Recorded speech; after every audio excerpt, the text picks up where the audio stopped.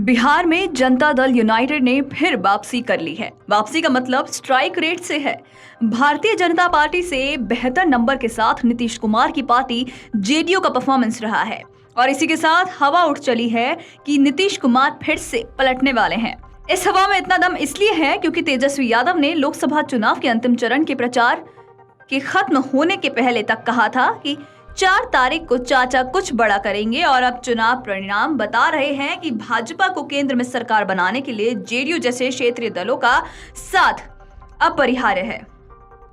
तो क्या एक दिन पहले प्रधानमंत्री नरेंद्र मोदी से मिलकर दिल्ली से लौटे नीतीश कुमार फिर कुछ वैसा करने वाले हैं?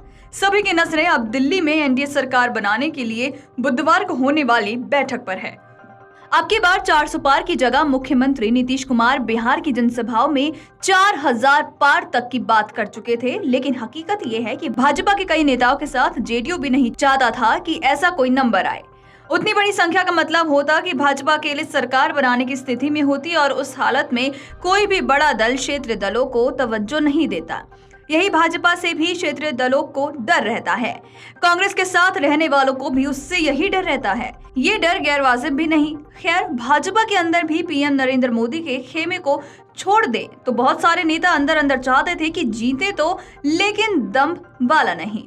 यही हुआ है। बहुमत के लिए 272 का जादुई आंकड़ा छूने हैं और मौजूदा राष्ट्रीय जनतांत्रिक गठबंधन इससे पार है, लेकिन इस डर के साथ कि कोई साथ ना छोड़ जाए। आपको बताते चले कि राष्ट्रीय जनता दल के राष्ट्रीय अध्यक्ष लालू प्रसाद यादव लोकसभा चुनाव के दौरान अमूमन चुप ही रहे। बोले भी तो पीएम नरेंद्र मोदी के खिलाफ। सीएम नीतीश कुमार को लेकर उन्होंने शांति बनाए रखी। दूसरी तरफ विपक्ष के नेता जैसे कि तेजस्वी यादव, जो 28 जनवरी से लेकर अप्रैल अंत तक मुख्यमंत्री नीतीश कुमार को पलटू चाचा कहने से नहीं अग रहे थे, उसके बाद से थोड़ी नरमी बरत रहे थे।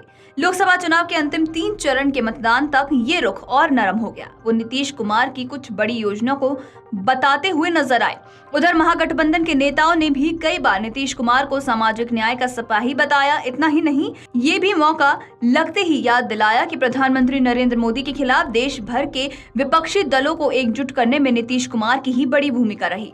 अब जैसे ही चुनाव परिणाम ये बताने लगे हैं कि राजग के लिए बगैर नीतीश कुमार केंद्र में सरकार बनाना मुश्किल होगा, तो महागठबंधन के नेता अंदर खाने उन्हें मनाने की तैयारी में जुट गए हैं।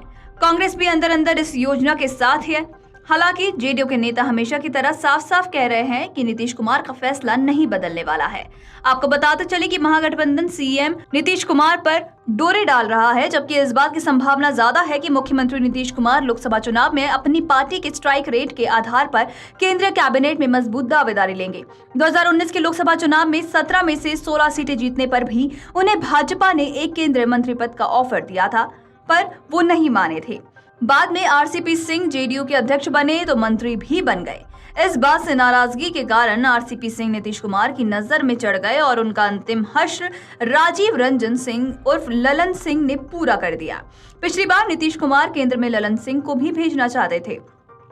इस बार राज्यसभा भेजे गए संजय झा मंत्री पद की सूची में जेडीयू की ओर से सबसे ऊपर रहे।